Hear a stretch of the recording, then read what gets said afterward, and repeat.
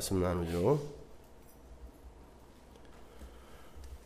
로마서 43번째, 로마서 4장 18절에서 25절까지 함께 봉독합니다. 아브라함이 바랄 수 없는 중에 바라고 믿었으니 이는 내 후손이 이같으리라 하신 말씀대로 많은 민족의 조상이 되게 하려 하심이니라. 그가 100세나 되어 자기 몸에 죽은 것 같음과 사라의 태에 죽은 것 같음을 알고도 믿음이 약하여지지 아니하고 믿음이 없어 하나님의 약속을 의심치 않고 믿음에 견고하여져서 하나님께 영광을 돌리며 약속하신 그것을 또한 능히 이루실 줄을 확신하였으니 그러므로 이것을 저에게 의로 여기셨느니라. 저에게 의로 여기셨다 기록된 것은 아브라함만 위한 것이 아니요 의로 여기심을 받을 우리도 위함이니 곧 예수 우리 주를 죽은 자 가운데서 살리신 이를 믿는 자니라. 예수는 우리 범죄함을 위하여 내어줌이 되고 또한 우리를 의롭다 하심을 위하여 살아나셨느니라. 아멘. Back to the Future나 포레스트 검프, 또 캐스터웨이 등의 걸작을 만들어낸 로버트 점메키스 감독이 1992년에 감독한 영화가 죽어야 사는 여자라는 영화입니다. 얼굴을 성형하는 대신에 자신이 하는 일에 있어서 내공을 쌓음으로써 그 능력 그 자체가 아름다울 수 있음을 보여주는 배우다라는 그런 칭찬, 그런 평판을 얻고 있는 메릴 스트립과 셀 수 없는 성형으로 여전히 30대 같은 얼굴과 몸매를 소유하고 있는 골디 혼이 공동 주연한 영화입니다. 거기에 브루스 윌리스까지 다소 부자연스러운 조합이죠. 근데 점메키스 감독의 그런 부자연스러움을 실수로 만들어낸 것 같지는 않아요. 자신의 아름다움을 지키고 자랑하기 위해서 영원히 죽을 수 없는 영생의 묘약을 마신 두 여자가 얼마나 추악하게 이 역사를 살아가는지를 아주 울적하고 부자연스럽게 보여주는 그런 영화입니다. 당시 평론가들은 점메키스 감독의 이 영화에 대해서 아주 혹평을 했어요. 점메키스답지 않다는 것이었습니다. 밑도 끝도 없이 극단적으로 치닫는 사건들, 그리고 다소 비현실적인 의상들, 또 시대에 맞지 않는 건물들과 세트들, 고딕 양식이 막 나오고 그래요. 또 지나친 오버 연기를 요구함으로 인해서 나타나게 된 이 배우와 캐릭터의 이 괴리감 등 이런 것들을 지적하면서 아주 신랄한 폭격을 했던 기억이 납니다. 그러나 저는 포레스트 검프나 캐스터웨이 같은 영화를 만들어냈던 그 점메키스 감독이 실수로 그런 부자연스러움을 만들어냈다라고는 절대 믿고 싶지 않아요. 점메키스 감독은 억지스럽게 생명을 연장시킴으로 해서, 즉 죽음을 없앰으로써 삶까지 망쳐버리는 인간의 부자연스러움이라는 그 주제의식을 부자연스러운 구현 방식으로 표현해냈던 거죠. 욕을 먹는 한이 있더라도 알 사람은 알으라는 거예요. 적어도 저에게 있어서 죽어야 사는 여자라는 영화의 부자연스러움은 비판의 대상이 아니라 오히려 감독의 용의주도함을 돋보이게 해주는 것이었어요. 죽어야 할 자들이, 아니 이미 죽은 자들이 산자인 척하는 이 율법의 세상, 인본의 세상의 실체와 결국 그건 그렇게 부자연스럽고 추악한 겁니다. 죽은 자가 억지로 산자인 척을 하기 위해서 이미 죽은 흙처럼 말라 비틀어진 피부에다 덕지덕지 화장을 하는 장면이라든지, 나중엔 그게 이렇게 벗겨지는데 얼마나 지저분하고 더러운지 몰라요. 계단에서 떨어져서 이미 목이 뒤로 180도 돌아가 버린 메릴 스트립이 자기가 죽은지도 모르고 벌떡 일어나서 목이 돌아간 채 남편을 쫓아가는 그런 장면이라든지 기억나세요? 맨빌 박사의 장례식장에서 돌아오면서 여전히 어떻게 하면 더 예쁘고 길게 살까를 고민하던 두 좀비가 굴러 떨어지면서 산산조각이 난 상태에서도 여전히 집요하게 눈을 껌뻑이고 있는 그런 모습들은 우리 인생들의 이 역사 속 삶의 의지를 너무 적확하게 보여주는 것 같아서 소름이 끼칠 정도죠. 반면에 맨빌 박사는 영원히 살 수 있는 약을 마실 수 있는 기회가 있었음에도 그걸 거부하고 죽어야 할 시간에 아름답게 죽습니다. 그런데 자손들과 친지들이 그의 죽음 앞에서 그의 아름다운 삶을 마음에 새기죠. 감독은 그게 바로 진짜 영원히 사는 것임을 관객들에게 주지시키고자 했던 것 같아요. 물론 복음의 내용과 일치하는 내용은 아닙니다. 맨빌 박사의 장례식 장면은 나라는 자아의 아름다움을 자랑하고 나의 생명을 지키고 보존하기 위해서 삶의 시계를 억지로 밀어가고 있는 그런 더러운 좀비들의 모습과 대조되는 아주 멋진 장면이었어요. 저는 그렇게 죽어야 할 시기를 놓치고 삶의 의지를 불태우면서 악다구니를 쓰는 그 검은 옷의 두 여자와 죽어야 할 시기에 죽어서 아름다운 한 남자의 모습 속에서 육을 입고 있는 의인인 이 세상 성도의 이중적 모습을 볼 수 있었어요. 살려고 애쓰는 자들의 추악함과 죽어서 아름다운 묵시의 신비, 이걸 동시에 한 몸에 갖고 있는 게 성도입니다. 그래서 이게 번갈아 가며 나오게 되어 있어요. 여러분의 삶 속에서는. 그래서 오늘 설교 제목이 죽어야 사는 여자, 그 이름 교회인 거예요. 성경은 우리를 여자, 신부라고 표현하잖아요. 그 신부는 반드시 죽어야 삽니다. 하나님은 성도의 죽음을 귀하게 보신다 그랬어요. 하나님은 성도의 죽음의 현장에서 야, 내 아들 마침내 죽었구나, 드디어 죽었구나 하고 기뻐하신다는 그런 말이에요. 그건 애초에 하나님께서 성도의 결국을 죽음으로 결정해 놓으셨다는 이야기예요. 그리고 쫓아가면서 언제 죽을 거야, 언제 죽을 거야, 언제 죽을 거야. 근데 마침내 죽었어요. 죽었구나 하고 기뻐하신다는 뜻이에요. 성경은 그러한 성도의 죽음과 그 죽음에서 비롯되는 하늘 백성으로서의 살아남, 그 이야기를 여자가, 신부가 아이를 낳는 것으로 종종 비유를 한다 그랬죠. 우리 은성이가 깜짝 놀라네요. 엄마가 아이를 낳는 건 어미의 몸을 아이의 먹이로 쏟아 부어서 어미가 새로운 생명으로 창조되는 그림이에요. 단순히 어미의 몸에서 다른 개체가 나오는 그런 이야기가 아니란 말입니다.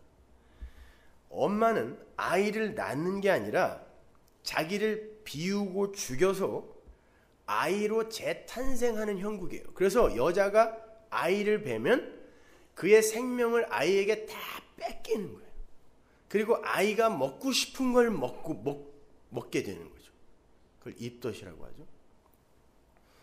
그렇게 성도는 이 세상에 이 육의 세상 속 옛 자아를 먹이로 해서, 나의 이 옛 자아를 먹이로 해서 그걸 경험이라고도 하고, 그 경험은 곧 환란으로 감지가 되는 거예요. 이게 먹이로 죽어지니까 먹이로 해서, 다른 말로 죽어서 새로운 피조물로 환골탈태하게 되는 거예요.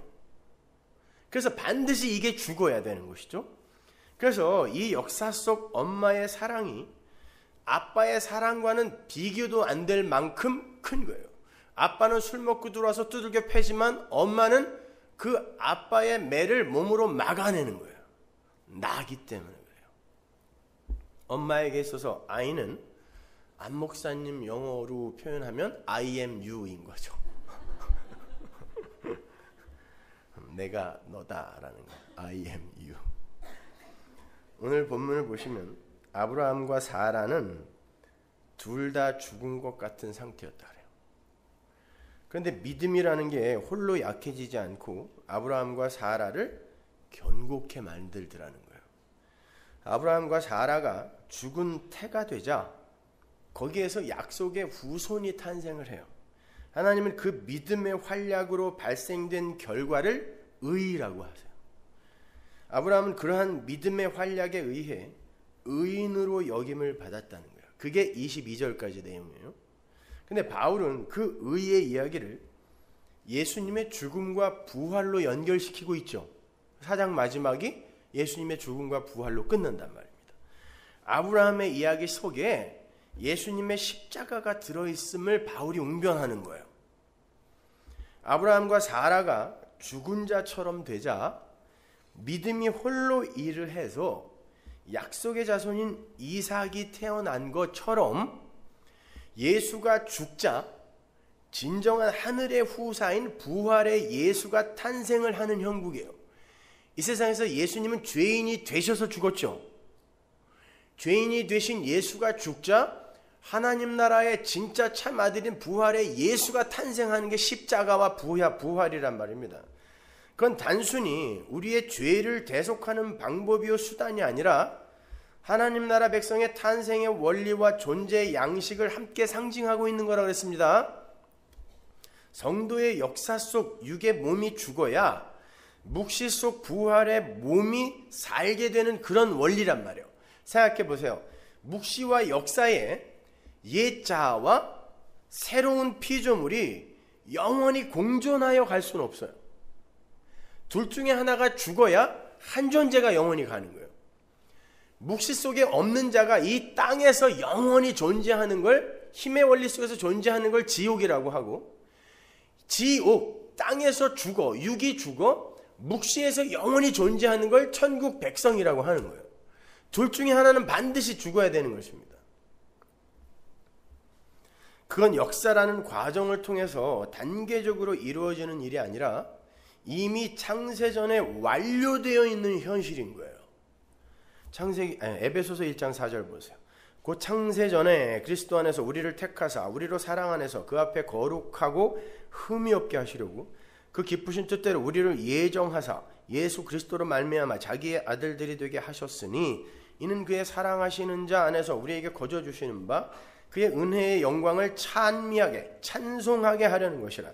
우리가 그리스도 안에서 그의 은혜의 풍성함을 따라 그의 피로 말미암아 구속 곧 죄사함을 받았으니 이미 전부 과거 완료예요. 이건요. 그죠? 4절을 보면 우리 성도는 창세 전에 세상이 인간이 창조되기도 전에 이미 그리스도 안에서 in Christ 그리스도 안에서 택함을 입었고 영화롭게 되었다라고 한단 말이에요. 근데 7절을 보면 그리스도 안에서 예수의 피로 죄사함을 받았다 그래요. 그러니까 창세 전에 하나님의 백성이 하나님의 백성으로 묵시 속에서 이렇게 완료가 되어 있는 걸 성경이 죄라는 개념을 도입하여 설명을 하는 거란 말이에요.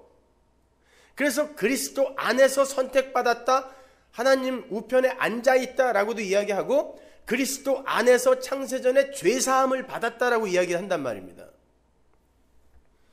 창세전이라는 건 아담도 하와도 태어나기 전이에요. 역사가 시작되기 전이란 말이에요. 그런데 그 창세전에 우리의 죄가 예수님의 피로 구속되었다, 용서되었다라는 게 무슨 말이냔 말이에요. 우리가 태어나기도 전에 우리의 죄의 문제가 예수 그리스도의 피에 의해 해결이 되었다고 하는데 창세전에 이미 있었던 그 죄라는 개념이 뭐냔 말이에요. 우리는 죄라는 걸 정의하기를 인간이 이 역사 속에서 인간들이 합의한 도덕과 윤리와 사회법을 어기며 사는 걸 죄라고 하잖아요. 그런데 성경은 이 역사와 인생이 시작되기 전에 죄라는 개념을 이야기하고 있단 말입니다. 이 죄가 뭐겠냐고요. 성경이 말하는 죄는 전부 이 죄란 말이에요. 역사가 인생이 시작되기 전에 논의되었던 그 죄. 죄라는 건 없음이, dust, 없음의 자리를 이탈해서 있음의 흉내를 내는 걸 죄라 그랬어요. 그죠? 하마르티아, 관역을 벗어나서 엉뚱한 곳으로 가는 거죠. 창조주에 의해서 창조된 피조물이 자신의 존재됨에 스스로 기여를 할 수 있다고 생각하고 행동하는 모든 게 다 죄예요. 그것이 예수의 피에 의해 사해졌다라는 건 예수의 피가 그러한 없음들의 있음 흉내를 폭로하고 아예 무력화시켜버리는 그런 거라는 뜻이에요. 예수의 피가. 예수의 피라는 것이 인간들의 있음의 흉내 자체를 원천 봉쇄해버리는 거란 말이에요. 이 피가 아니면 존재할 수 없고 살 수 없다라는 게 예수의 피로 구속되었다라는 말이니까.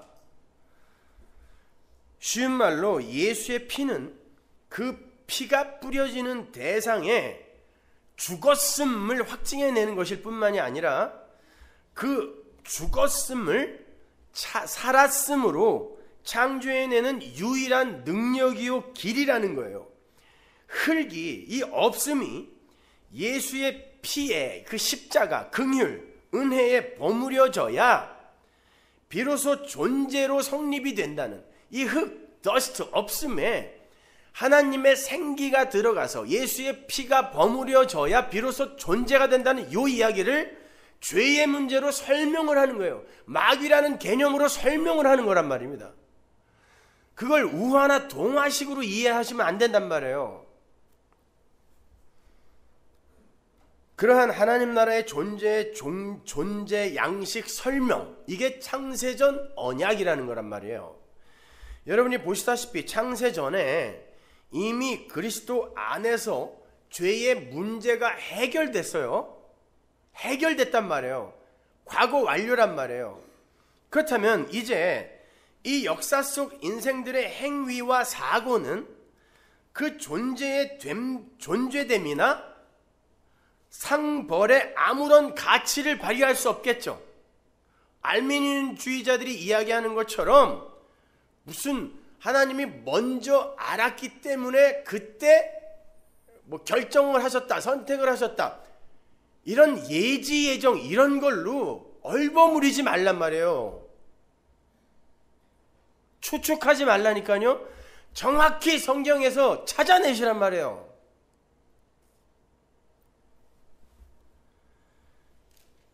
그렇게 창세전에 이미 죄의 문제가 해결되어 역사가 시작이 되었다면, 인생이 시작되었다면 이 창세전에 이미 일어난 결론에 역사가 영향을 미칠 수 없는 거예요. 그러면 이 역사는 뭐겠냐고요? 창세전에 일어난 이 일을 설명하는 용도란 말입니다. 성도가 거기에서 계시로 그걸 알아듣고 가는 거란 말이에요. 하나님 나라에. 왜 이 역사와 인생이 생기기도 전에 하나님과 하나님의 아들이 그 창세전 언약이라는 걸 체결할 수밖에 없었는가? 이걸 설명하는 설명용 드라마로서만 그 의미를 가질 수 있는 게 역사이며 인생인 거예요. 그래서 여러분이 여러분의 인생을 통하여 그걸 배우고 있는 거예요. 지금 개처럼 마귀처럼 살다가 때로는 하나님의 은혜로 천사처럼 살기도 하고 예수처럼 살기도 하는 이런 모습들을 번갈아 내가 감지하면서 도대체 나는 누구이며 내 안에서 사시는 그분이 누구인지를, 왜 그렇게 존재일 수밖에 없는지를 배우는 게 역사와 인생이지, 이것으로 여러분의 미래가 판단되는 게 아니란 말이에요. 결정되는 게 아니란 말이에요. 창세전에 결정되었고 온 거잖아요.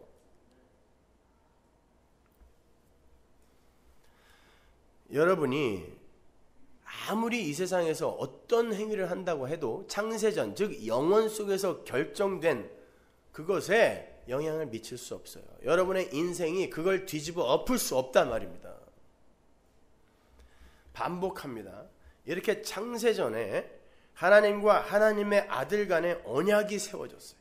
다시 한번 말씀드리지만 존재는 반드시 하나님의 아들의 피로만 존재로 설 수 있다는 게 창세전 언약이에요. 그래서 하나님께서 네 피로 점도 없고 흠도 없는 내 백성 만들겠다라고 한 거예요. 네 피로. 다른 건 없어요. 네 피로. 그리고는 창세가 일어나는 거. 태초에 하나님이 천지를 창조하셨느니라. 이 에베소서 1장이 창세기 1장 앞에 와야 되는 거란 말이에요. 이게요.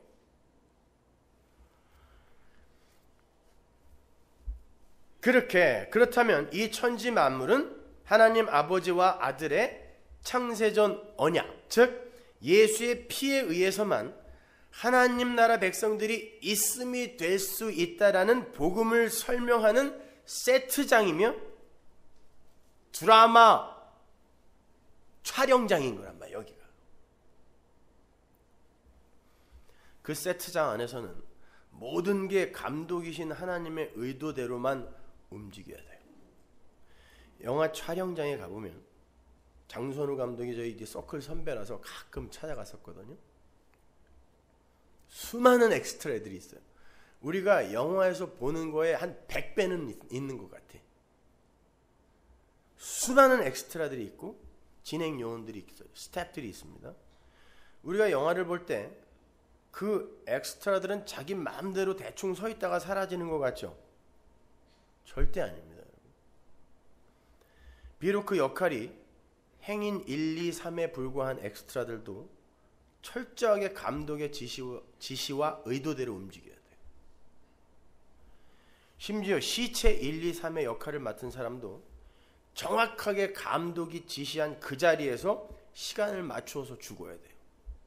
미리 죽거나 나중에 죽어도 안 돼요. 고개를 요로 돌리라고 하는데 일로 돌려도 안 돼요. 카메라가 반드시 잡을 수 있어요. 그 얼굴을. 감독의 지시나 허락 없이 웃어도 안 되고 울어도 안 됩니다. 재채기도 안 돼요. 모든 것은 감독의 지시나 허락 없이 허락하에 움직여야 돼요. 그 모든 것을 장악해야 하는 게 감독의 임무이며 권한입니다. 심지어 무대 세트 하나도 감독의 의도와 상관없이 세워져서는 안 돼요. 길거리에 돌멩이 하나도 감독의 허락하에 거기에 있어야 돼요. 그래야 감독이 구성한 영화가 제대로 완성이 될 수 있는 겁니다. 하물며 창세전 언약이라는 치밀한 시나리오와 하나님이라는 전지전능하신 감독에 의해 진행되어지고 있는 역사라는 드라마에 우발성이라든가 우연이라는 게 존재할 수 있을까요? 배우들의 애드립이 허용될 것 같으세요? 천만의 말씀입니다. 이 역사는 정확하게 예수 그리스도의 피라는, 그리고 그 피에 의해 완료되는 하나님 나라를 메시지로 담은 대하 드라마예요. 그래서 배우들의 개별적 개성이나 우발적 돌발 행동이 절대 고려되거나 허용되지 않는 그런 곳이에요. 그러니까 자유의지 있다는 소리들 하지 마세요. 그건 신학자들이 만들어 놓은, 조직 신학자들이 만들어 놓은 엉터리 개념인 거예요. 자유의지 제한적이에요. 그것도요. 그래서 이 역사는 역사 자체와 그 역사를 채우는 만물의 죄인됨과 죽었음을 드러내야 하고, 그 죽음과 없음을 덮는 예수 그리스도의 피만이 오롯하게 찬송받는 장이 돼야 되는 거예요. 따라서 이 역사와 역사 속 인생들은 끊임없이 스스로의 힘으로 존재됨을 구축하려는 시도를 해야 되고, 성숙과 변화와 번영을 모색해야 되며, 그 결과를 파괴와 썩어짐과 멸망으로 낳아줘야 돼요. 그게 이 역사의 역할이요 임무입니다. 반면에 하나님 홀로 세워가시는 묵시의 현실이 교회에게서, 성도에게서 나타나게 돼요. 끊임없이 발전하며 살고자 하는 자들의 추악함과 숨 쉴 틈도 없이 죽은 자로 폭로되며 새로운 피조물의 탄생 양식을 몸으로 삶으로 그려내며 살게 되는 아름다운 성도의 삶이 오롯하게 이렇게 대조되는 곳이 바로 이 역사의 현장인 거예요.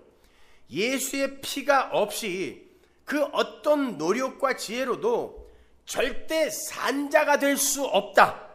이것이 바로 이 역사가 증명하고 증언해 내어야 할 대명제인 거예요. 그러한 하나님 나라 백성들의 탄생의 원리를 가장 먼저 원시적으로 보여준 곳이 창세기 2장 7절입니다. 여호와 하나님이 흙으로 사람을 지으시고 생기를 그 코에 불어넣으시니 사람이 생명이 된지라. 여기서 흙이라고 번역이 된 히브리어는 아담마 민 아파르, 정확하게 번역하면 땅의 티끌이라는 거죠. 땅에 속한 아파르, 티끌, 없음이에요.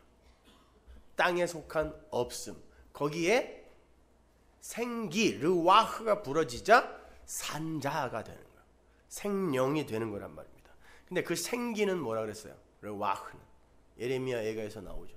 4장으로 가보세요. 20절. 우리의 콧김, 이게 생기예요. 르와흐. 곧 여호와의 기름 부으신 자가 누굽니까? 기름 부음 받은 자. 메시아, 예수 그리스도예요. 메시아 예수 그리스도 생기, 콧김이, 그래서 여러분의 콧김을 막으면 죽는 거예요. 콧김이 땅의 티끌, 아파르, 없음에 부어지자 존재가 된다는 거예요. 그럼 콧김이 빠지면 아무리 움직이고 생각하고 착한 일을 해도 이게 죽은 거란 뜻이란 말이에요. 이게. 그걸 구체적으로 설명해 주는데 설명용 교보제로 채택이 된 게 선악과예요. 선악과는 선악을 판단하는 힘을 가진 거였어요. 히브리 사람들에게 있어서 선악을 판단한다라는 건, 한번 생각해 보세요. 선악을 내가 판단한다라는 건 내가 주권자예요. 그가 통치자고 경영자고 그가 재판관이란 뜻이에요. 선악을 판단한다라는 뜻 자체가. 그러니까 인간이 선악과를 따먹었다라는 건 단순히 금지된 어떤 과실을 먹은 것에 그치는 게 아니라 하나님 앞에 없음으로 서야 하는 피조물인 인간이 감히 통치자인 하나님과 동등됨을 취한 거란 말이에요. 통치자가 된 거란 말이에요. 선악을 판단하겠다고 나선 것 자체가, 그걸 죄라고 한단 말이에요. 자신이 통치자로, 재판관으로, 자기 삶의 경영자로 살고 싶다라고 하는 거, 요게 마귀잖아요. 요게 죄란 말이에요. 요 개념을 설명하기 위해 마귀라는 존재가 등장하고 죄라는 개념이 동원이 되는 거예요. 그건 하나님의 자리였단 말이에요. 인간에게 그러한 권한과 능력이 주어지지 않았어요. 그래서 선악과가 금단의 열매로 금해졌던 거예요. 선악을 판단하는 자가 되면 네가 하나님이 되고 하나님은 그걸 반드시 죽여야 되기 때문에 너는 죽는다라고 이야기하는 거예요. 무투타무투, 정령 죽으리라. 그렇다면 그러한 선악 판단의 능력도 주어지지 않았던 인간에게 어떻게 다스리고 정복하라는 명령이 주어졌을까요? 생각해 보세요. 다스리고 정복할 수 있는 건 통치자요, 선악 판단의 주체자여야 되고 그 사람이 경영자여야 돼요. 근데 선악과 따먹기 전에 인간에게, 그런 선악 판단의 능력이 없는 인간에게 다스리고 정복하라는 명령이 주어졌단 말입니다.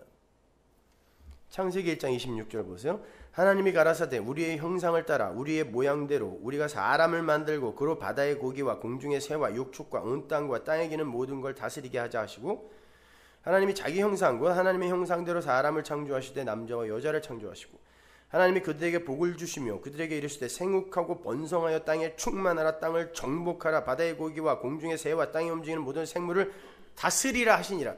이건 하나님이 하실 수 있는 거란 말이에요. 선악 판단의 주체자이신 하나님이 하실 수 있는 거란 말이에요. 근데 어떻게 인간에게 이런 명령이 주어진 거죠? 선악 판단의 그 주체이신 하나님이 선악 판단의 능력이 없는 인간을 통하여, 이걸 연합이라 그래요. 인간을 통하여 당신의 뜻과 능력으로만 만물을 다스리고 정복하시겠다라는 말이에요. 그래서 선악과는 먹지 마. 그 대신에 내가 너의 선악 판단의 근거가 되어 내가 다스리겠다는 뜻이에요. 그러려면 얘가 선악을 판단하는 자로 서면 안 되는 거예요. 이게 하나님 나라란 말이에요. 원래 하나님 나라. 이걸, 그게 하나님 나라의 왕 노릇하는 우리, 그래서 다스리고 정복하는 거 아니에요. 요걸 그림으로 그대로 보여주고 간 게 솔로몬 왕이에요. 열왕기상 3장 7절 보세요. 나의 하나님 여호와여, 주께서 종으로 종의 아비 다윗을 대신하여 왕이 되게 하셨사오나 종은 작은 아이라 출입할 줄을 알지 못하고 주의 빼신 백성 가운데 있나이다. 저희는 큰 백성이라 수요가 많아서 셀 수도 없고 기록할 수도 없사오니 누가 주의 이 많은 백성을 재판할 수 있사오리까? 지혜로운 마음을 종에게 주사 주의 백성을 재판하여 선악을 분별하게 하옵소서.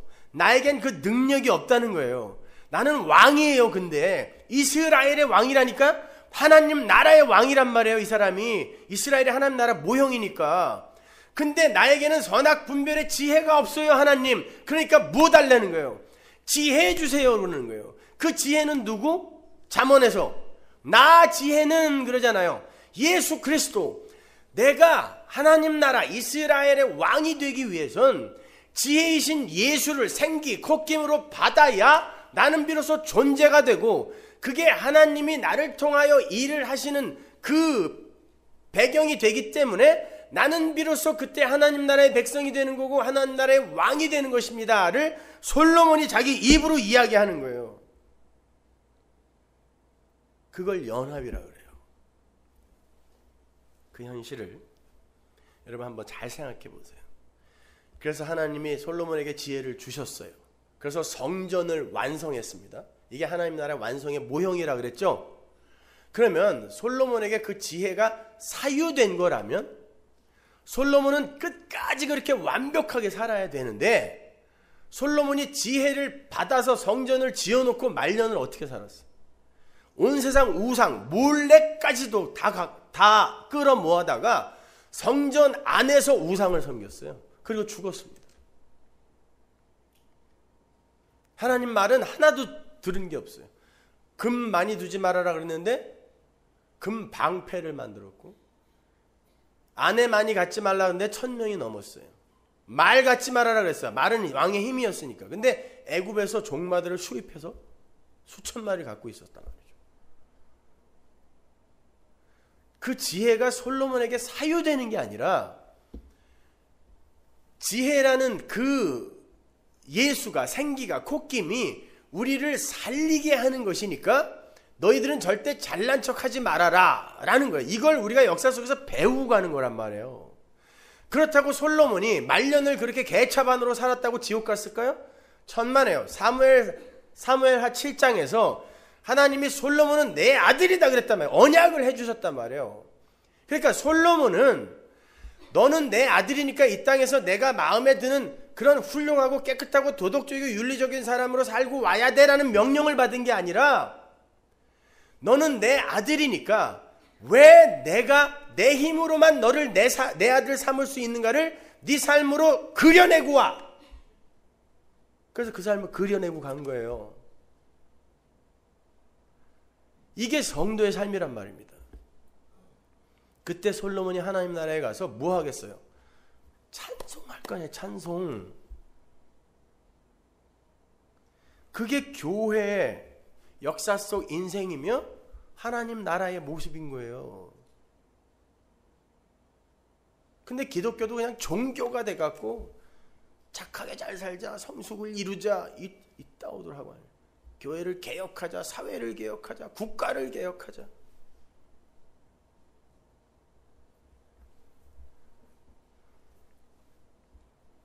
그런데 그렇게 솔로몬이 지혜를 구하고 지혜를 얻어 하늘 왕의 모형으로 서게 된데, 바로 그 위에 전제가 하나 있어. 근거가 있는데 그게 뭐냐면 솔로몬의 1000번제예요. 시중의 교회에서 1000번제를 1000번 새벽기도 나오면 소원이 다 이루어진다 사기쳐가지고 사람들 잠도 못 자게 하고, 나올 때마다 또 그냥 나와야 돼요? 헌금 갖고 가야지. 도둑놈의 새끼들 정말. 1000번제라는 건, 번제 자체가 예수의 십자가죠. 그게 1000이라는 건 완전한 제사를 의미하는 거예요. 예수님의 십자가라는 완전한 제사로 말미암아 솔로몬이라는 죽은 흙이 생기, 지혜를 받아 하늘 왕이 되는 걸 보여주는 거란 말이에요. 예수님이 바로 그 모습을 이 땅에서 그대로 살다 가셨어요. 요한복음 8장 15절 보세요. 너희는 육체를 따라 판단하나, 이게 사람이 정한 기준으로 판단하나, 선악을 판단하나 이런 뜻이에요. 나는 아무도 판단하지 아니하노라. 만일 내가 판단을 한다고 하여도 내 판단은 참되다. 왜? 이는 내가 혼자 있는 게 아니요 나를 보내신 이가 나와 함께 계심이라. 누가 판단한다는 거예요? 내 안에 있는 하나님이 판단한다라는 거예요. 이게 하나님 나라 왕이란 말이에요. 그러면 여기서 예수님은 뭐예요? 아무것도 아니지 뭐예요. 예수님이, 하나님이신 예수님이 바로 그 자리로 내려오는 거야. 자기를 다 비워서. 나는 아무것도 판단할 능력도 없고 자격도 없어. 근데 판단을 한대요. 누가? 내 안에 있는 하나님이. 그러니까 선악과 먹고 나는 율법을 지켜서 하나님 나라 갈 수 있어, 이게 아니라 나는 절대로 그렇게 살면 안 되는 거구나를 배우기 위해 선악과가 있는 거예요. 율법이 있는 거란 말입니다. 그걸 먹고 율법을 지켜서 하나님 나라 가는 게 아니라, 그렇게 하나님이 선이시고 예수님이 비워진 그릇이 되셔서 하늘 왕의 존재 양태를 그려낸 거예요. 그래서 예수님이 부자 청년이 와서 선하신 랍비여 그랬더니 누가 선하냐? 하나님만 선하다 그랬죠. 그건 예수님의 그 존재론적 자아 설명이 아니라 하나님 나라의 존재 양식을 설명하기 위해 그에게 그렇게 이야기한 거란 말입니다. 바로 이것이 하나님 나라의 통치 현실인 거예요. 하나님 이외에 그 누구도 선악 판단의 주체로 설 수가 없어요. 그러니까 여러분은 누가 착하다 악하다라고 말할 자격도 없어요. 그게 마귀라니까요.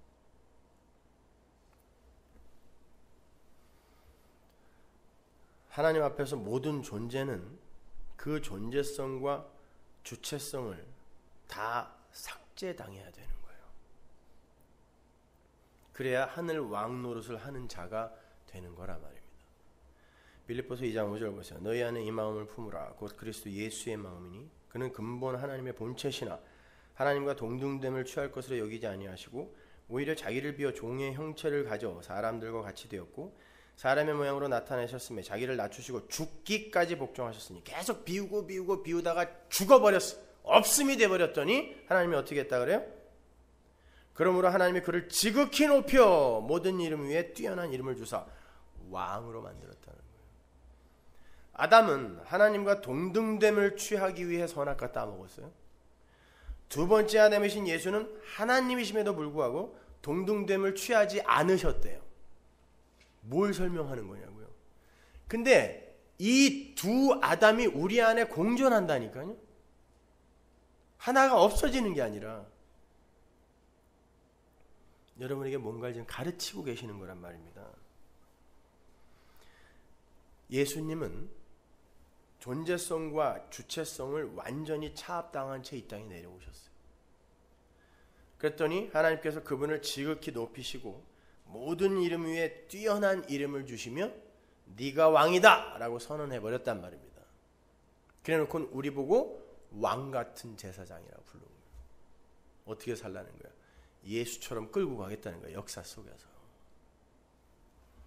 다시 창세기로 들어갑니다. 아담이 선악과를 따먹고 선악 판단의 주체가 되어서 죄인, 이제 죽은 자가 된 거예요. 좋은 의미의 죽은 자가 아니라 산자인 척하는 진짜 죽은 자를 이야기하는 거예요. 거기서 살아야 되는 거예요. 죽은 자들은 하나님의 통치를 담아내는 그릇으로서의 왕이 아니라 자기가 하나님의 자리에 앉아서 하나님과 동등됨을 취하려고 하는 악마적 왕 노릇을 하려 하죠. 하늘 왕과 세상 왕이 다른 점이 그거예요. 그걸 선악 구조 속에 들어간 죽은 인간이라 그래요. 선악 구조 속에 들어간 죽은 인간. 그렇게 자신이 선악 판단의 주체가 되어서 다스림과 정복의 주체자로 서려는 자들에게, 이제 통치자, 경영자, 판단자가 된 그들에게 율법이라는 게 통치의 수단으로 내려왔어요. 바실레이아, 율법이라는 게 통치의 수단으로 내려왔어요. 내가 이미 통치자인데 지킬 수 있어요? 못 지켜요. never, 절대 못 지키는 거예요. 선악 구조 속에 들어가 버린, 하나님이 그렇게 만들어 버린, 그래서 우리를 율법의 죄에 가두어 두셨다 그러는 거예요. 누가? 하나님이. 바울이 그러잖아요. 몇 번을 반복해서 율법의 죄에 우리를 가두어 두셨다 그런단 말이에요. 가두어 두고, 선악 구조 속에 가두어 두고 통치, 하나님의 통치의 수단인 율법을 주셨어요. 지킨다 못 지킨다? 못 지키는 거예요. 율법을 지킨다는 건 그 율법을 제정하신 이의 통치에 순복한다라는 게 율법을 지킨다잖아요. 밑으로 들어가는 거란 말입니다. 근데 있음의 흉내를 내기 위해 선악과를 따먹은 아담들은 통치를 하려고 하는 자들이지 통치를 받으려 하지 않아요. 이미 선악 구조 속에 들어가 버린 상태이기 때문에 그래요. 내가 판단자요, 내가 경영자요, 내가 통치자란 말이에요. 그런데 그들에게 율법이 주어져요. 거기에서 그 율법이 무슨 역할을 하겠냐고요. 도저히 지켜낼 수 없는 죄에 가두어두고 율법에 가두어두고 하나님이 율법을 지켜라고 주셨으면 이 율법은 도대체 무엇을 드러내는 역할로 주어지겠냐고요. 하나님과 동등됨을 취하기 위해서 선악과를 따먹은 자들이 얼마나 불가능하고 추악한 자들인지 어떻게 율법을 못 지키는지를 폭로하는 기능으로 작용하게 되는 거예요. 그리고 그들이 자기들의 그 하나님처럼의 삶을 수호하기 위해서 하나님의 통치에 순복하기 위해서가 아니라 내가 통치자로 끝까지 남아있기 위해서 그 율법 지킴이라는 걸 어떻게 교묘하게 위장하는지를 폭로하는 거란 말이에요. 그게 율법의 기능이에요. 그래서 바울이 로마서 3장 20절에서 율법으로는 죄를 깨달음이니라 끝! 그거 이외에 다른 기능이 없어요. 쉽게 말해서 하나님의 은혜를 알지 못하는 인간들의 율법 지킴은 자신들의 왕위를 지키기 위한 위장이요 술책에 불과한 거란 말이에요. 자신이 자신의 인생을 통치하기 위해서 율법의 통치에 순복하는 것처럼 연극을 하는 게 인간들이에요. 그게 아담들이란 말입니다. 인간들의 자아 챙기기의 열정은 그토록 집요하며 교묘하고 더럽단 말입니다. 착한 척하여 성실한 척하여 나의 왕위를 수호하겠다는 그 꼼수가 말씀 앞에서 폭로되고 밝혀져야 돼요. 드러나야 돼요. 반드시. 그래야 여러분은 삽니다. 아담이 선악과를 따먹고 선악 판단의 주체가 됐어요. 그 자신이 통치자, 경영자, 판단자가 된 거예요. 그러한 그가 가장 먼저 통치의 대상으로 붙드는 게 뭐겠어요? 가장 가까이에 있는 게 나잖아요. 이 몸뚱아리. 선악 갖다 먹고 이제 선악 판단의 주체가 되어서 통치자, 다스리는 자, 경영자, 판단자가 됐는데 가장 가까이에서 손에 잡히는 게 누구냐고. 나란 말이에요. 내가 나를 다스리며 살아야 되겠다. 그 말은 내 맘대로 내 소원 이루며 내 비전, 내 야망 이루며 살아야지. 가장 먼저 자기 몸을 붙든다고요. 하나님이 그거 놔두신다니까요. 그렇게 몸에 가두는 거예요. 그게 죄의 종이란 말입니다. 그리고는 자연이나 하나님까지도 자기 마음대로 부리고 싶어 하죠. 아닌 것처럼 해요. 그러나 인간들은 자연을 보호한다고 하고 자연을 위한다고 하지만 자연을 사용하고 있는 거예요. 이용하고 있는 거예요. 그래서 이렇게 파괴되어져 가고 있는 거예요. 하나님은 어때요? 하나님도 내 종으로 부리고 싶어 하지, 내 종으로 부리기 위해 기도라는 행위를 하는 거예요. 아닙니까? 내 소원 이루기 위해 기도하지 무엇 때문에 기도하세요? 그게 하나님 종으로 부리기 위한 거지 우리가 무슨 하나님께 순종하기 위해 기도한 적이 있어요? 언제?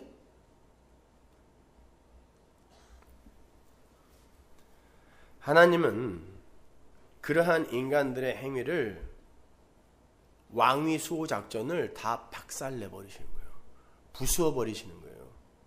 그게 성도의 인생 속에 나타난단 말입니다. 그래서 하나님은 율법을 주시면서 미끼를 탁 던져놓는 거죠. 하나님께서 율법을 주시면서 꼭 토를 다시죠. 뭐라고 토를 달아요? 율법 줄 때마다. 생각해 보세요. 구약 많이 읽으셨잖아요. 줄 때마다 지키면 복 준다. 하나님이 미끼를 던지시는 거예요. 지키면 복 준다. 여러분 율법을 지키면 정말 복 받습니까? 천만의 말씀입니다. 율법은 애초에 인간들의 죄를 드러내기 위해 주신 거라 그랬어요. 그래서 탐내지 말라라는 마음의 영역까지도 간섭해 들어오신 거란 말이에요. 그건 안 되잖아요. 그런데 왜 하나님이 지키면 복 준다고 말씀하시냐고요.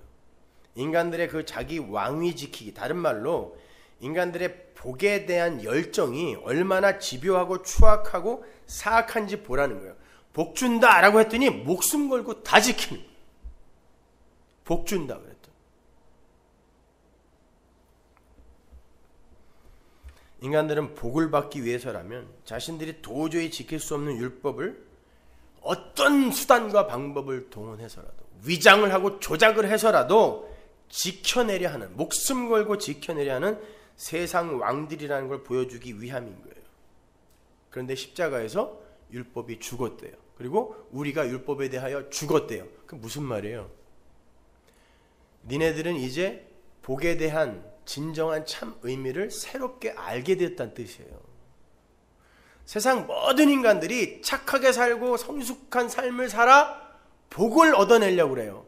뭐 유치하게 돈을 많이 벌고 자식이 잘 되고 이게 아니라 내 가치와 평판, 이게 복이잖아요. 요걸 얻어내려고 한단 말입니다. 그런데 율법에 대하여 죽었다, 율법이 죽었다 뭐예요? 니들에게 있어서 세상이 추구하는 그 복은 이제 끝이다라는 뜻이에요. 그러니까 복복하지 마세요. 여러분에게는 진짜 복이 주어졌다니까요.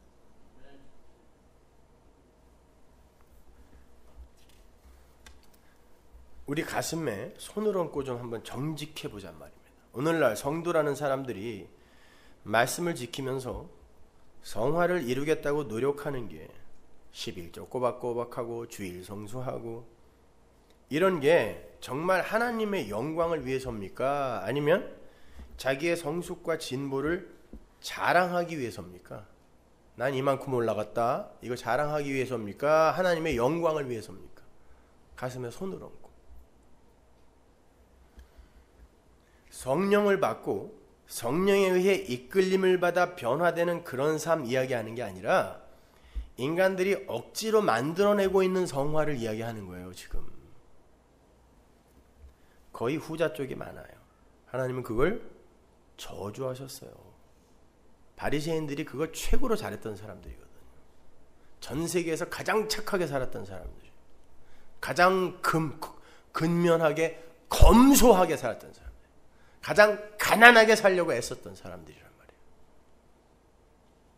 근데 하나님이 독사의 자식이라고 욕을 하셨단 말이에요. 선악 구조 속으로 들어가서 자신이 선악 판단의 주체가 되어서 통치자요 재판관이 되어버린 아담들은 절대로 다른 이의 통치 아래로 들어오지 않는 것이 본질이란 말이에요. 그런데 지킨다고 하는 거예요. 하나님은 선악 구조 속에서 자신의 왕위 수호를 위해 나의 잘남, 나의 자랑, 나의 평판, 우리 인간들의 보편적 자존심 이런 걸 지키기 위해 율법을 지키겠다라고 하는 바로 그 옛 아담들을 역사 속에서 죽여내시는 거란 말입니다. 그게 십자가에서 완료된 하나님 백성 만들기 작업이에요. 예수님께서 난지 8일 만에 할례 받는 걸 시작으로 율법을 충실하게 다 지키시죠. 그래서 아기로 온 거라 그랬잖아요, 제가. 아니면 아담처럼 성인으로 와도 되는데 아기로 와서 난지 8일 만에 할례부터 받아야 돼. 이게 율법의 시작이니까. 그리고는 그 율법을 다 지킨 몸으로 죽어요. 율법을 다 지키면 살아야 되잖아요. 율법을 다 지킨 몸으로 죽는다니까요. 생각을 하세요. 이게 중요한 거예요. 예수님은 우리가 지켜야 할 율법을 문자 그대로 다 지켜서 우리에게 전가시켜 주려고 율법을 다 지킨 게 아니에요. 만약에 그런 거라면 예수님은 단 하나라도 어기면 안 돼요. 왜? 하나님은 하나라도 어기면 다 어긴 거라 그랬으니까. 근데 예수님이 가늠한 여자를 현장에서 살려줬어요. 그 율법 어긴 겁니다. 돌로 쳐서 죽여야 율법 지킨 거라고. 안식일날 일을 했다고요. 율법 어긴 거라고요. 근데 온전하지도 못한 율법 지킴을 누구에게 전가해 줍니까? 그걸 전가해주기 위해 완전히 지킨 게 아니라 인간들의 율법 지킴의 이 집요함, 사악함이 뭔지를 드러내고 그걸 예수님이 다 가져가시는 거예요. 선악 구조 속에서 지켜낼 수 없는 자들이 자기들의 왕위를 지키기 위해 나는 지킬 수 있다라고 하는 그 사악함을 예수님이 난지 8일 만에 할례 받는 걸 시작으로 다 지켜내고, 예수님보다 율법을 더 완벽하게 지켜낸 사람이 어디 있어요, 이 세상에. 근데 예수님이 다 지켜내고 그들의 모든 그 사악한 마귀성을 다 예수님이 가져가고 죽어버리는 거예요. 그러니까 예수님의 율법 지킴은 우리의 그 마귀성을 전가받는 거였지, 우리에게 뭘 전가시켜주기 위해 기특한 일을 한 게 아니란 말입니다. 그러면 우리는 이걸 쫓아가야 되는 거예요. 그게 옳은 일이고 기특한 일이었다면. 근데 예수님은 우리의 그 마귀성을 다 전가받기 위해 삶을 그렇게 사셨는데 예수를 본받자는 건 뭐냔 말이에요, 도대체가. 무슨 그런 기독교가 있냐고요. 우리의 이 마귀됨, 선악과 따먹은 이 뱀, 이 삶을 예수님이 가져가기 위해 그런 삶을 이 역사 속에서 사셨는데 예수를 본받자는 인간들은 뭐냐고. 왜 기독교의 성경 말씀을 듣지 않고 왜 간디의 말을 듣냐고요. 왜? 예수의 어떤 모습을 본받자는 거예요? 남의 가게 들어가서 다 때려 엎는 이런 거? 안식일날 남들 다 교회 가 있는데 창녀랑 술 먹는 거? 뭐 어떤 거요? 자꾸 위장하고 포장하여 인간들의 자존심을 챙기려고 하지 말란 말이에요. 억지로 편들려고 하지 말라니까요.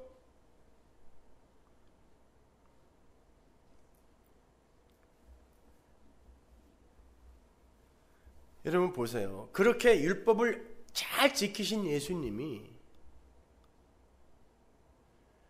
십자가 지시기 전날 벌벌벌벌 떨면서 하나님 될 수 있으면 이 죽음의 잔을 내게서 좀 치워달라고 그랬어. 폴리캅, 야 내가 어떻게 80년 동안 나를 한 번도 배반하지 않은 예수님을 배반하겠니? 빨리 불 붙여. 사람도 그랬어요. 야 불 붙여. 화형이 어떤 건데요.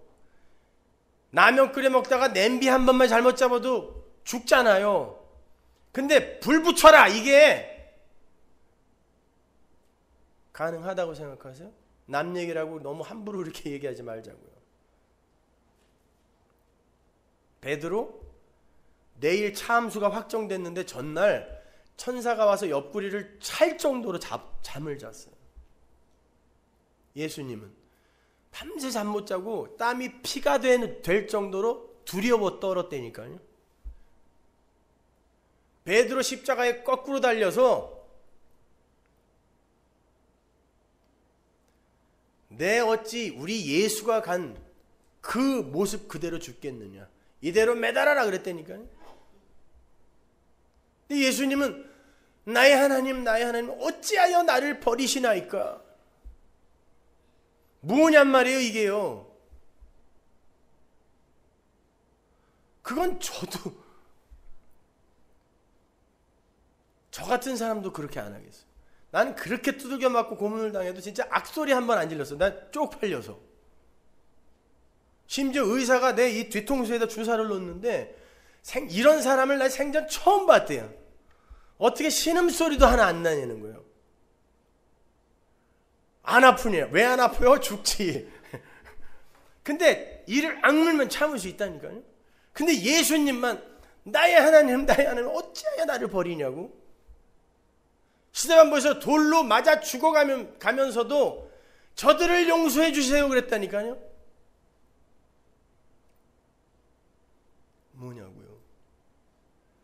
예수님은 율법을 지켜서 인간들의 성숙과 변화와 번영을 추구하는 인간들이 어느 지경까지 가는지를 다 체휼하신 거예요.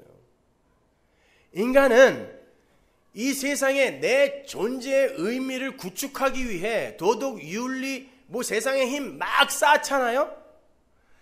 결국 죽음 앞에서는 이게 내 힘이 안 된다는 걸 알기 때문에 이거 어떻게 해야 되죠? 두려워 벌벌 떠는 거예요. 이 죽음을 어떻게 내가 감당해요? 이렇게 가는 거죠. 그걸 예수님이 다 가져가 버린 거예요. 그리고는 당신의 제자들, 그 말도 안 되는 조변석계 베드로 같은 그런 인간들이 나를 거꾸로 달아라. 스데반 같은 사람이 야 돌로 쳐. 나 이제 천국 가니까 고맙다. 감사하다. 내가 너희들을 하나님께 용서해달라고 기도할게. 이렇게 만들어주는 거예요. 그게 십자가란 말입니다.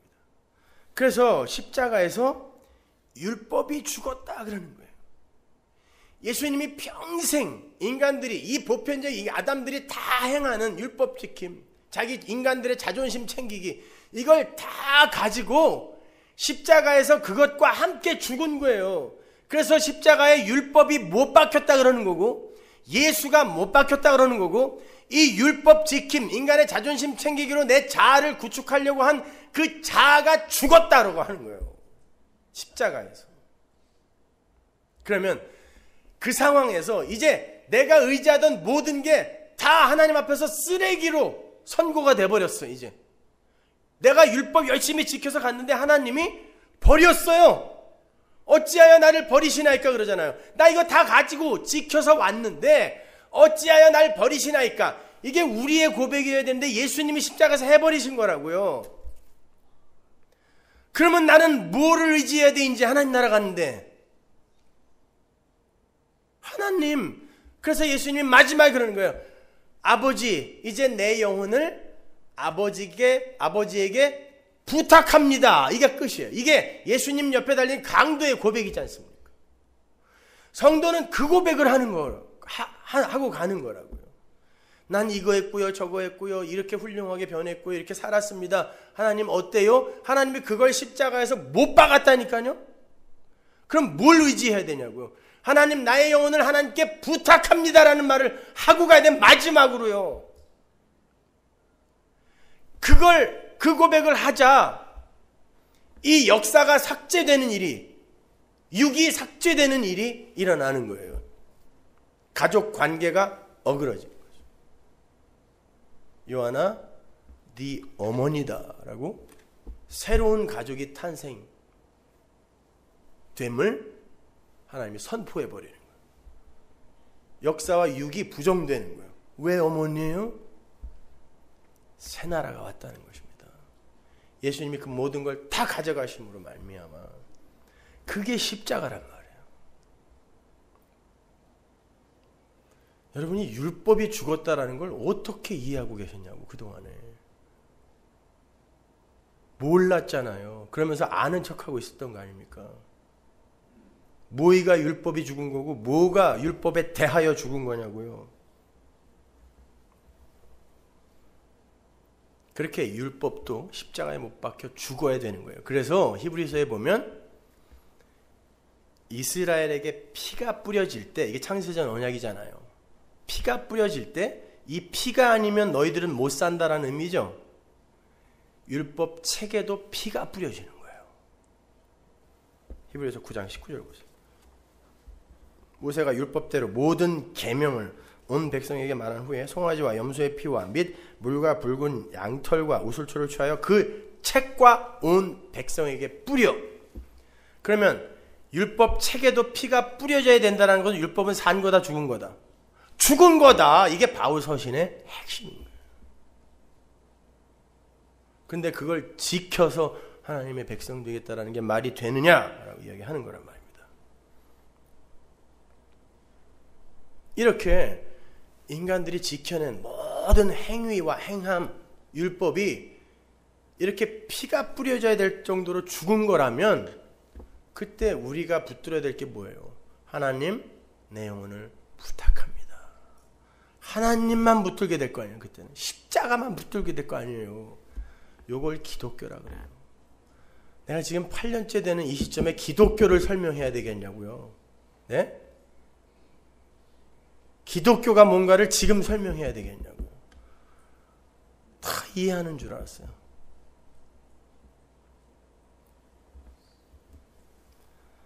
성도들도 마찬가지예요. 성도들도 세상과 함께 열심히 자신들의 자존심과 가치를 챙기기 위해서 동분서주 노력합니다. 그런데 유독 성도만 그 가치와 평판을 챙겨갖지 못하게 하세요. 버려짐을 당하게 되는 거예요. 이 정도면 되는 것 같은데, 이 정도면 된 것 같은데, 이 정도면 누구보다 성실하고 착하게 산 것 같은데, 자기한테도 흡족하지 못하고 남들에게도 별 칭찬을 못 받아요. 이게 버려짐이에요. 하나님, 왜 날 버리십니까? 이 고백이 나와요. 반드시 성도에게서. 왜 나의 열심을 이렇게 홀대하냐고, 왜 나의 열심을 다 이렇게 배설물 취급하냐고, 뭐 이렇게 착하게 사면 칭찬이라도 해주고 보상이라도 좀 해줘야 되는데 그게 없어. 왜 배설물 취급하세요? 그리고는 결국 아버지여, 내게서 나오는 건 그 어떤 것도 하나님 앞에 선이 될 수 없다면 제가 선택할 수 있는 건 하나밖에 없습니다. 아버지, 제 영혼을 아버지께 부탁합니다. 아버지가 도와주지 않으면 난 절대 산자로 살 수 없습니다 라고 고백하는 거예요. 진심 어린 고백. 그래서 그 대표로 예수님이 살다 갔기 때문에 예수님도 하나님이 살려주지 않으면 못 사는 자리까지 내려간 거예요. 자칫 잘못했으면 영원히 무덤 속에 계실 뻔했어요. 예수님도요. 오늘 본문 보세요. 24절. 의로 여기심을 받을 우리도 위함이니 곧 예수 우리 주를 죽은 자 가운데서 살리신 이를 믿는 것이니라. 예수님이 스스로 살아난 거 아니에요. 하나님이 살려야 됐어요. 그분도요. 율법 아래 오셔서 율법을 다 지키고 우리 아담들의 죽음을 몽땅 짊어지셨기 때문에 그분도 그렇게 죽은 자로 내려가시고 거기에 하나님이 생기를 부어야 살아나는 그 구원의 현실, 하나님 나라 백성의 존재 양식을 삶으로 살아버리신 거예요. 예수님이. 그래서 하나님이 살려내신 거예요. 죽으니까 살더라. 여러분, 이 버려짐이라는 걸 잘 이해하셔야 돼요. 버려짐이라는 것 자체가 일체됨이 전제돼야 돼요. 그래야 버리죠. 내 것도 아니었는데 어떻게 버려요? 근데 예수님이 누구에게 버려졌냐고요? 아버지 하나님. 그러면 예수님은 아버지 하나님과 하나였다는 거죠. 근데 성경이 우리가 예수님과 한 몸이래. 그러면 이 세상에서 유일하게 하나님으로부터 버려질 수 있는 자가 누구예요? 성도밖에 없어요. 근데 버려진다라는 게 뭐냐면 너는 죽은 자야. 네 행위도 다 죽은 거야 라고 십자가에 다 못 박아버리는 게 죽음이에요. 버려짐이에요. 그래서 예수님이 어찌하여 나를 버리시나이까 그러는 거예요. 그런데 그 자들만 십자가를 붙들어요. 세상 사람들은 안 버려요. 하나님이 뭐 버릴 것도 없어. 내 것도 아니었는데 뭘 버려요. 그래서 전부 그걸 자기 걸로 챙겨가지고 가죠. 다 인정해 줄 것 같아. 세상도 인정해 줘. 착하다, 변했다, 부자다, 힘있다. 안 버려요. 성도만 버려져요. 왜? 하나님 거였으니까. 창세전에 이미 하나님 우편에 앉아 있었던 자였으니까. 그래서 여러분이 버려짐을 경험하는 건, 십자가를 경험하는 건 여러분이 하나님의 백성이란 증거라고요.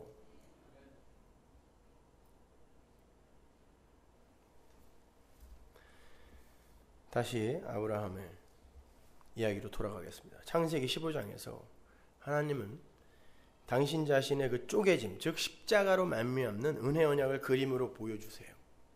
그런데 이미 복을 받고 의인이 된 아브라함이 율법주의로 빠지죠. 우리 갈라디아서 4장 공부했잖아요. 하갈, 이스마엘을 사도 바울이 갈라디아서 4장에서 율법이라고 한단 말이에요. 신의 산이라고 한단 말이에요. 이건 복받은 자들이 반드시 이 역사 속에서 살 삶이라니까요.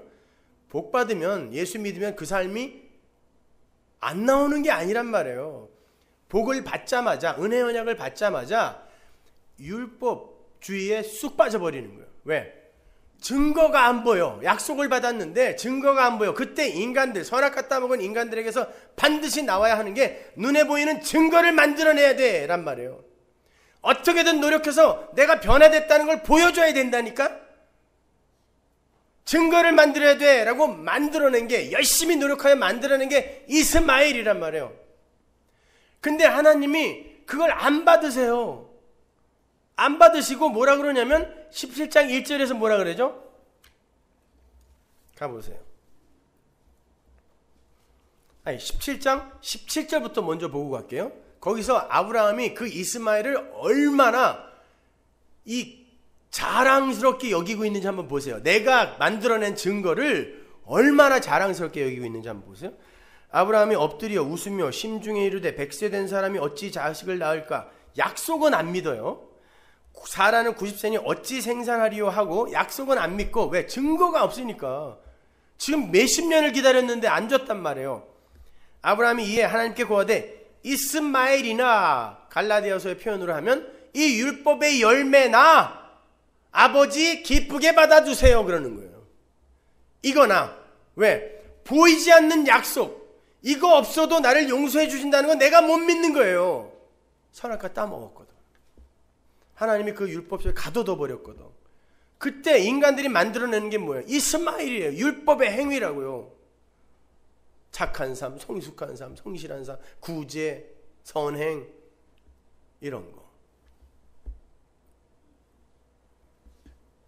야곱도 보십시오, 여러분. 야곱은 분명히 엄마 뱃속에 있을 때 네가 장자다라는 약속을 받았어요. 그런데 자라면 자랄수록 그 약속의 증거가 안 보여. 자기는 비리비리한데 형은 진짜 장자다운 모습을 갖춰가요. 아버지가 원하는 걸 다 만들어와. 자기의 힘과 노력으로. 그러니까 이 야곱이 한 게 뭐죠? 지 꾀로 증거를 만들어내려고 했던 게 아버지와 형을 속인 거예요. 그리고는 결국 쫓겨나잖아요. 이게 율법이란 말이에요. 뭘 하려고 한다고 자꾸 안 보이니까. 그건 믿음 없음의 증거잖아요. 약속을 믿는 게 믿음이지, 내가 그걸 믿고 있다면 뭐하러 내가 증거를 만들어내려고 하냐고요. 그런 자에게 하나님이 뭐라고 하시는지 보세요. 17장 1절. 아브라함의 99세 때 여호와께서 아브라함에게 나타나셔서 그에게 이르시되 나는 전능한 하나님이라 너는 내 앞에서 행하여 완전하라. 행위 언약이 다시 떨어지는 거예요. 너 지킨다고? 내가 분명히 15장에서 은혜 언약으로 너에게 언약 성취를 설명해 줬는데 네가 16장에서 이스마엘이라는 율법의 행위를 만들어냈다. 그래, 해볼 거야? 그러면 완전하게 해라. 완전하게 해라.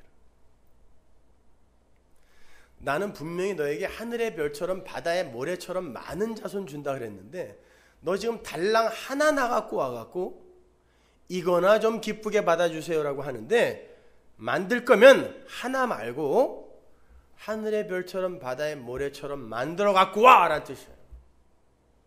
완전하라.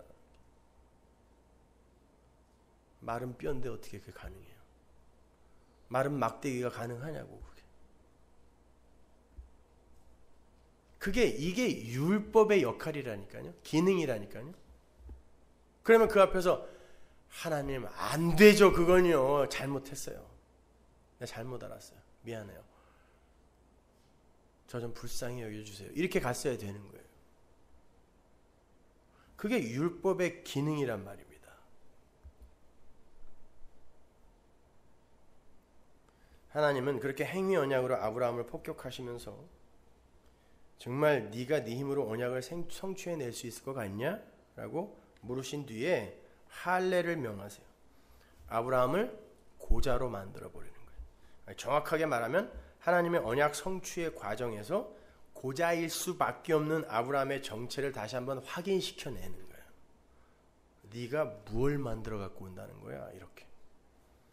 하나님의 언약은 아브라함 밖에 어떤 존재의 할례 사건, 쪼개짐의 사건을 통하여 성취되는 것임을 아브라함의 몸에 새겨버리는 거예요. 이게 에스겔서 36장, 예레미야 31장의 새 언약이란 말이에요. 아브라함이 율법으로 맺은 열매인 이스마엘이 하나님 앞에서 배설물 되는 순간이에요. 이게 십자가라니까요. 답답해. 성경은 이 땅에 오고 오는 아브라함의 후손 모두가 다 그러한 아브라함의 궤적을 답습할 거라고 말하고 있어요. 본문 23절과 24절을 보시면 아브라함이 자신의 행위가 아닌 자신을 위해 죽으시고 다시 사신 예수, 할례 받으신 예수를 믿음으로 의롭다 하심을 받은 것처럼 아브라함의 후손인 교회가 바로 그렇게 의롭다 하심을 받을 것이라고 분명히 말해주고 있잖아요. 23절 보세요. 저에게 의로 여기셨다 기록된 건 아브라함만 위한 것이 아니요 의로 여기심을 받을 우리도 위함이니 곧 예수 우리 주를 죽은 자 가운데서 살리신 이를 믿는 자들, 자기들이 내놓은 각자의 이스마엘들을 다 부정당하고 하나님으로부터 버려짐을 경험한 이들이 하나님 나의 영혼을 하나님께 부탁합니다 라는 고백을 하면서 하나님께 돌아와 의인의 대열에 합류하는 이 역사 속 구원의 과정의 정석, 그것이 여기에 기록이 되어 있는 거예요. 그건 요한계시록에도 명확하게 기록이 되어 있어요. 계시록 3장 1절 사대 교회의 사자에게 편지하기를 하나님의 7 영과 7 뼈를 가진 이가 가라사대 내가 네 행위를 아노니 네가 살았다 하는 이름을 가졌으나 죽은 자로다. 너는 일깨워 그 남은 바 죽게 된 걸 굳게 하라. 내 하나님 앞에 내 행위에 온전한 것을 찾지 못하였으니. 똑같은 말이 나오죠. 사대교회 사람들이 행위를 내놓으면서 야 우리는 살았다 라고 자기들도 자랑을 했고 다른 이들도 야 저거 봐 저렇게 건강하고 저렇게 말씀 잘 배우고 사는 교회가 어딨어, 저 교회보다 더 산 교회가 어딨어 라고 칭찬했다는 거예요. 그래서 살았다 하는 이름을 가졌다라고 이야기하는 거예요. 내가 네 행위를 안다는 거예요. 근데 내가 네 행위를 진짜 아는데 그게 진짜 산자의 행위일까? 그러면 너는 온전해야 되는데 나는 너에게서 온전함을 발견하지 못했다라고 하는 거예요. 똑같은 이야기인 거예요, 이게요. 그러므로 네가 어떻게 받았으며 어떻게 들었는지 생각하고 지키어 회개하라. 니들이 구원을 어떻게 받았는데 또다시 행위를 내놓고 나는 살았어요를 증거하려고 하니? 라는 말이에요. 일깨지 않으면 내가 도적같이 이르리니 어느 시에 내게 임할는지 내가 알지 못하리라. 그러나 4대에 그 옷을 더럽히지 아니한 자 몇 명이 내게 있어 흰옷을 입고 나와 함께 다니리니 그들은 합당한 자인 연고라. 이기는 자는 이와 같이 흰옷을 입을 것이요 내가 그 이름을 생명책에서 반드시 흐리지 아니하고 그 이름을 내 아버지 앞과 그 천사들 앞에서 시인하리라. 예수님이 온 교회를 살았다고 하는 온 교회를 다 죽었다 그래요. 그죠? 다 죽었다 그래요. 그래놓고 그 안에 몇 명이 산 자가 있다 그래요. 근데 그들이 뭘 입었냐면 흰옷을 입었대요. 네, 계시록 7장에서 그 흰옷은 어떤 옷? 예수의 피에 빤 옷이라 그러죠. 그러니까 행위를 온통 내어놓는 죽은 자들 가운데 예수의 피만 이야기하고 예수의 피만 의지하는 산자가 몇 명 있다는 거예요. 그러면서 뭐라 그러냐면 너희들도 요렇게 살 수 있으니까 너희들 아직 남아있는 죽지 않은 거 그거 갖고 회개하라라는 거예요. 그러니까 보세요. 이건 살아있는 교회에서 나오는 이야기란 말이에요. 그림이란 말입니다.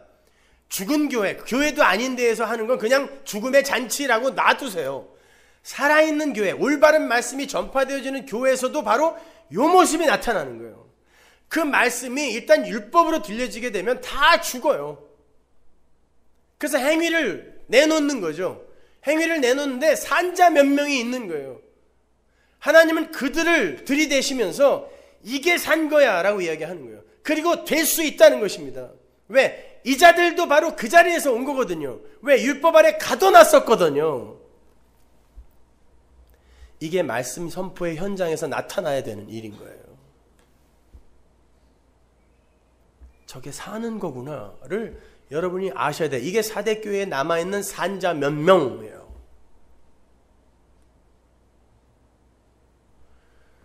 그러니까 올바른 교회도 분명히 죽은 자들의 행사가 나타나게 돼 있어요. 뭐가 정답이고 뭐가 오답이냐 이런 거 우리가 판단할 거 아니에요.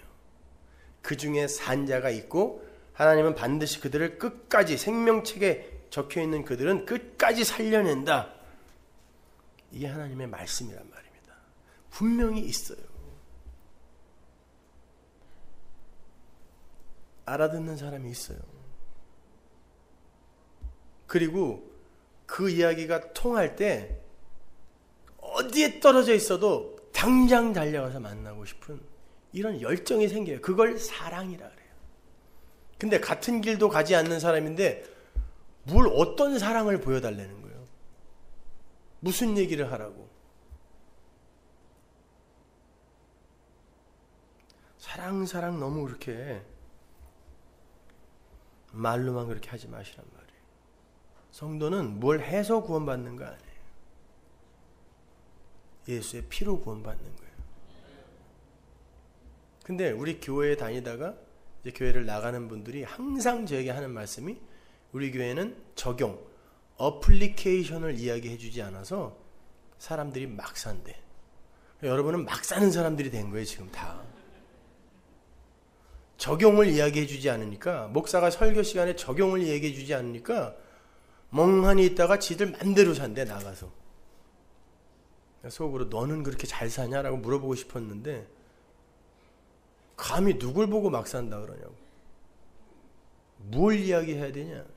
신자답게 사는 법, 사람들에게 칭찬받고 사는 법,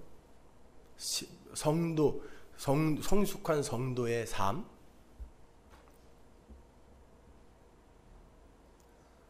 여러분 이게 다 뭐예요? 이 법. 이걸 율법이라 그러는 거예요. 은혜를, 성령을 이야기하면 사람들은 이걸 법으로 좀 번역해서 이야기해 달라 그래요. 왜?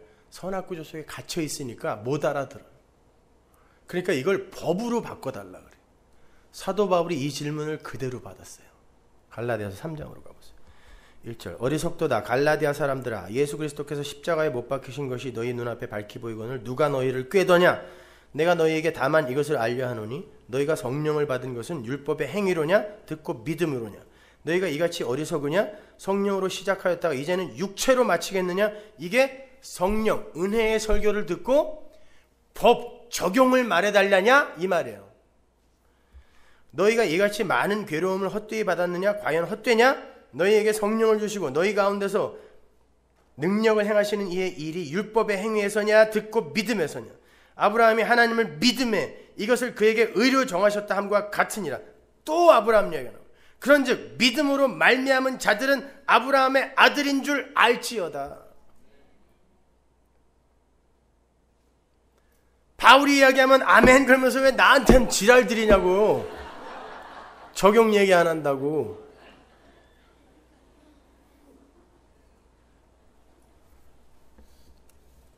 바울이 너네 진짜 구원이 뭔지나 아니? 라고 묻는 거예요.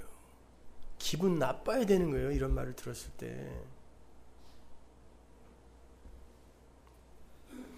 예수님이 거짓 선지자 조심하라 그러면서 뭐라 그랬어요? 나보다 앞서온 자는 다 절도요 강도라 그랬죠. 예수보다 앞서온 게 뭐예요? 율법이잖아요. 근데 그걸 들고 들어온다니까요. 예수님이 십자가에서 그거 죽였대는데 다시 또 들고 오는 거예요. 로만 캐톨릭이 지금 전 세계 기독교 통합에 맨 앞장서 있죠. 불교, 힌두교, 이슬람 다 같은 종교야.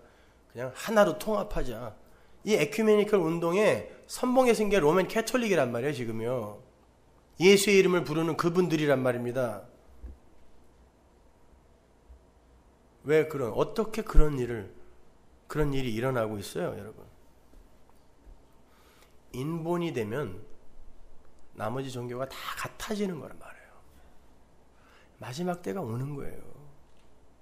한 머리, 한 대가리 밑에 이제 모든 것들이 통합이 되어 기독교인을, 참 그리스도인들을 공격하게 될 거예요. 그 일은 벌써 지금 일어나고 있지 않습니까? 성도는 예수를 믿어서 언약의 후손이 되는 거예요. 그게 아브라함이요 아브라함의 후사들이란 말입니다. 그렇게 뺏기고 부정당한 뒤에 예수의 의만 의지하게 되는 걸 예수를 낳는다 그래요. 그래서 계시록 12장에 보면 여자가 거반 죽어서 예수를 낳죠. 그죠? 그 거반 죽는 거. 우리가 우린 죽은 자구나 라는 걸 아는 그 인생과 과정이 그만큼 힘들다는 거예요. 왜? 내가 하나님이기 때문에. 그래서 못 낳게 하는 거예요, 사단이. 마귀가 그 앞에서 요거 못 낳게 해야지 그러잖아요. 근데 하나님이 결국 낳게 만들어 버리잖아요.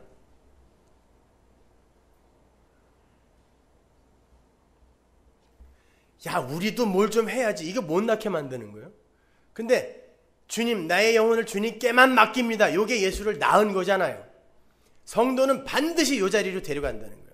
그러면 내 영혼을 주님께만 맡깁니다는 뭐예요? 나의 모든 행함과 내 자아가 십자가에 못 박힌 그 자리로 내려가는 거예요. 성도만.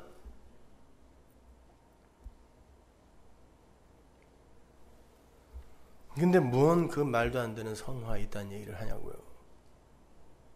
예수를 얼마나 굳게 의지하느냐가 성화지, 이 땅에서 사람들이 만들어 놓은 그런 올바른 인간상으로 변해가는 걸 성화라고 하지 않아요. 제발 좀 알아들으세요, 여러분.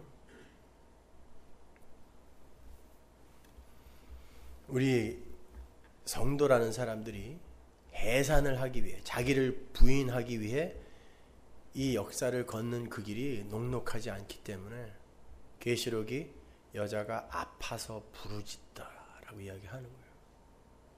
아파서 부르짖더라. 그러나 반드시 그 약속의 후손은 나와요. 근데 어떻게 해서 나왔어요? 아브라함과 사라가 죽은 자 되고 고자 되니까 나왔다니까요. 이게 십자가란 말이에요. 성경이 뭐가 어려워요. 창세기부터 요한계시록까지 다 똑같은 얘기하고 있잖아요. 뭐가 어렵습니까?